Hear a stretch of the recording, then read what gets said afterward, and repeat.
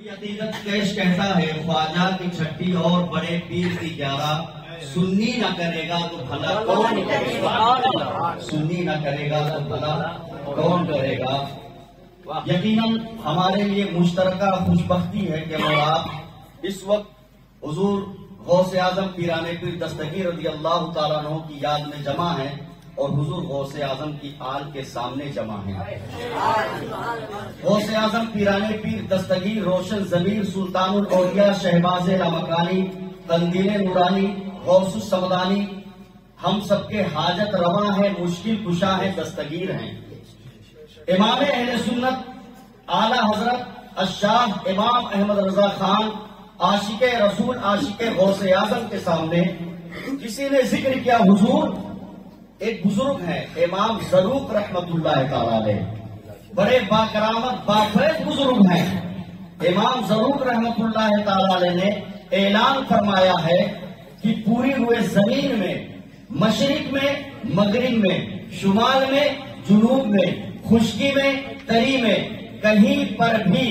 مجھے کوئی یاد کرے گا یا ضرور کہے گا، میں اس کی دستگیری کے لیے پہنچ جاؤں گا،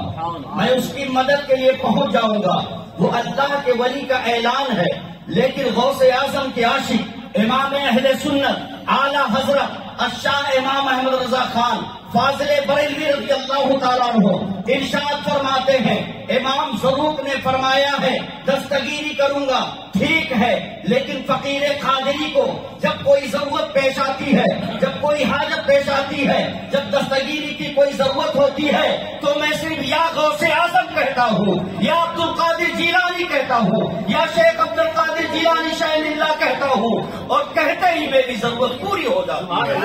اور کسی کو پکارنے کی ضرورت نہیں ہے، میرے لیے غوث اعظم کافی ہے، غوث اعظم غوث اعظم ہی کافی ہیں۔ غوث اعظم امام التقا والنقا جلوہ شان قدرت بلاد و سلام، وہ غوث اعظم پیران پیر دستگیر ایسے عظیم الشان ہیں، ایسے عموماً ولیوں کا تذکرہ کرنے سے، ان کا نام لینے سے مخالف ہمیں بار بار ٹوکتا ہے، اس کے ذہن میں بھی رہتا ہے، تو ہم اپنا ذہن صاف رکھیں، ولیوں کے ذکر میں ان کو یاد کرنے سے کیا فائدہ ہے، کیا بینیفٹ ہے۔ سامنے مخالف ہمارا کہتا ہے کہ ولیوں کو تذکرہ کرنے سے بہتر یہ ہے کہ ولی نے جس کا ذکر کیا وہ ذکر کیا جائے۔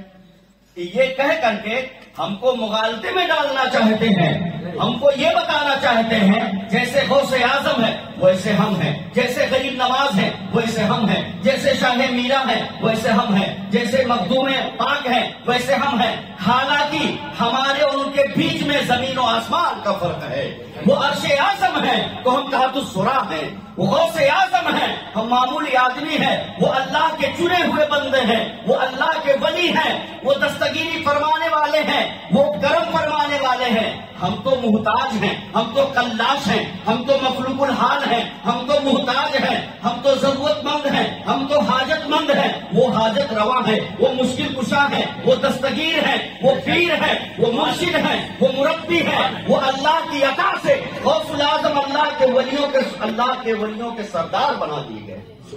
بہت فرق ہے، کہاں غوث اعظم پیران پیر کا مقام اور کہاں ہم ناتوان لوگ تو ایک کٹگرے میں کھڑا کرنے کے لوگ ناکام کوشش کرتے ہیں، حالانکہ ایسا نہیں ہے۔ الحمدللہ ہم اہل سنت ہیں، سمجھدار ہیں، ہم تو غوث اعظم کو نہیں بلکہ اپنے بڑے بھائی کو اپنی طرح نہیں سمجھتے ہیں،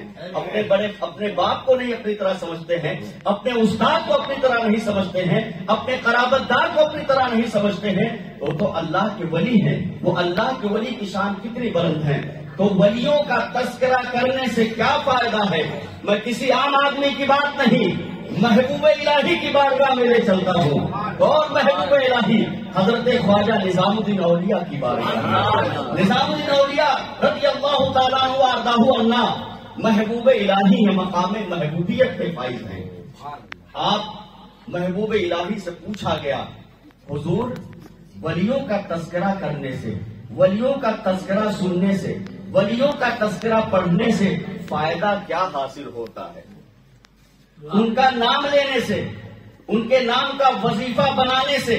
ان کا تذکرہ کرنے سے، ان کی سیرت پڑھنے سے ان کی حیات طیبہ کا مطالعہ کرنے سے، ذکر کرنے سے، ان کی محفل منعقد کرنے سے کیا فائدہ حاصل ہوتا ہے؟ تو محبوب الہی خواجہ نظام الدین اولیاء، ہماری جان ان پر قربان ہے، وہ محبوب الہی ہیں، وہ اللہ کے ایسے ولی ہیں کہ ان کا نام لیتے جائیے، برکتیں حاصل کرتے جائیے۔ محبوب الہی ارشاد فرماتے ہیں جو اللہ کے ولیوں کو یاد کرتا ہے، ان کا تذکرہ کرتا ہے، ان کا تذکرہ پڑھتا ہے، سنتا ہے، تو پروردگار عالم اس کی برکت سے اس آدمی کے مردہ دل کو زندگی عطا فرماتا ہے، ان کے دلوں کو مردے کی مردہ دلوں کو زندگی عطا فرما دیتا ہے اور ترقی باطن عطا فرما دیتا ہے۔ اور میدان محشر میں تذکرہ کرنے سے جو لگاؤ، جو تعلق، جو محبت پیدا ہوگی، اس کی برکت سے اللہ ان کے ساتھ حشر فرماتا ہے۔ ولیوں کی شان بہت بلند ہے۔ کچھ لوگ تو عبادتوں پہ ناز کرتے ہیں۔ ہندوستان کے راجا، ہم سب کے راجا، ہمارے خواجہ عطائے رسول غریب نواز سلطان الہند ارشاد فرما رہے تھے، مجلس میں تشریف فرما ہے، مریدوں کو بتا رہے ہیں، سمجھا رہے ہیں، اور ایک واقعہ بیان کرتے ہیں کہ ایک اللہ کے ولی تھے، ان کی عمر 100 سال سے زائد تھی۔ ان کا کام کیا تھا؟ دن میں روزہ رکھتے تھے، رات میں عبادت کرتے تھے، لوگوں کو عبادت کی تلقین کرتے تھے، سب کچھ کرتے تھے، داعی تھے، بڑے نیک تھے، پرہیزگار تھے، تقوی شعار تھے۔ ساتھ ہی ساتھ جب نیکیاں اتنی تھی کہ عارف و اشہر تھے، مشہور تھے،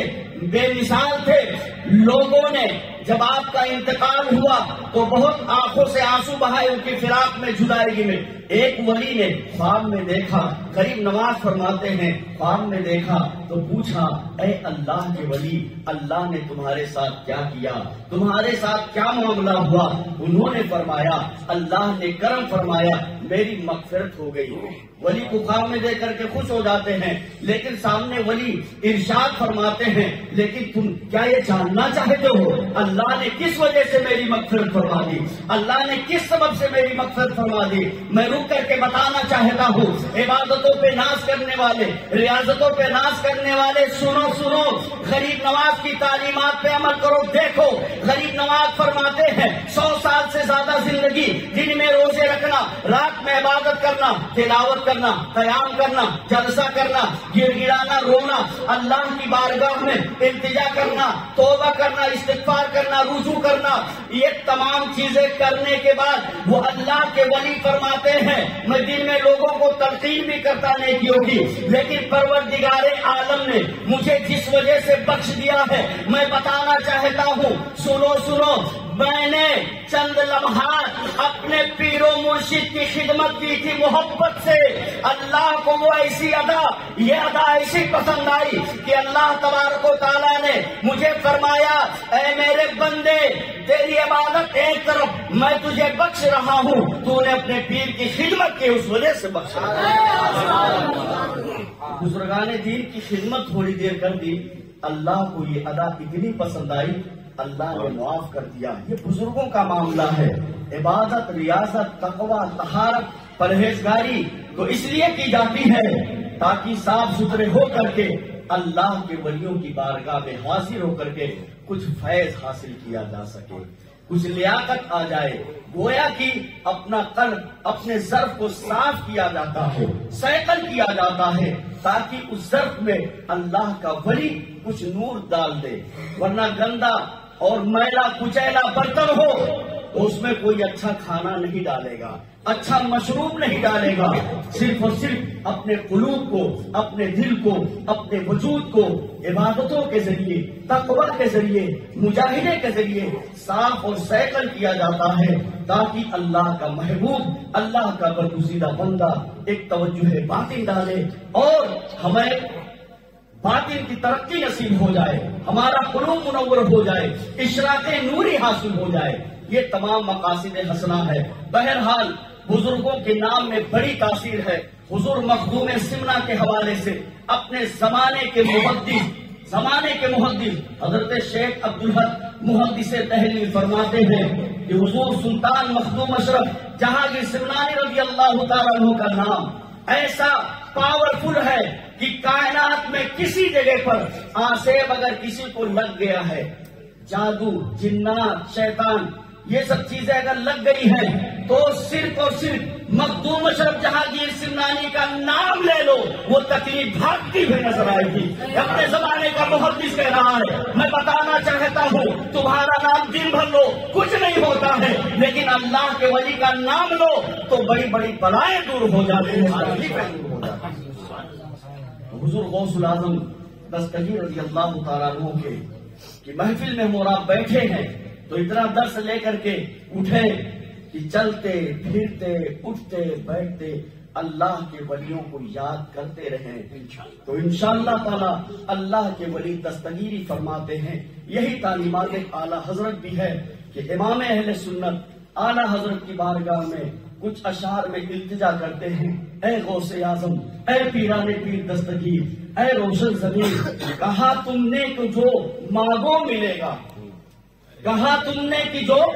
مانگو ملے گا، رضا تجھ سے تیرا سائل ہے یا غوث۔ اے غوث اعظم اگر آپ مل گئے تو ہمیں سب کچھ مل گیا، ہمیں دنیا بھی مل گئی اور آخرت بھی مل گیا۔ یہ غوث اعظم کی بارگاہ میں اور ولیوں کی بارگاہ میں، شاہ میرا کی بارگاہ میں ہمیں التجا کرنی ہے۔ اللہ تعالیٰ اس محفل کی برکتوں سے ہم سب کو مالا مال فرمائے اور حضور غوث اعظم کا سچا پکا عاشق بنائے۔ دربار عالیہ سرکار شاہ میرا پر اترنے والی نعمتیں برکتیں ہم سب کو عطا فرمائے۔ السلام علیکم ورحمۃ اللہ۔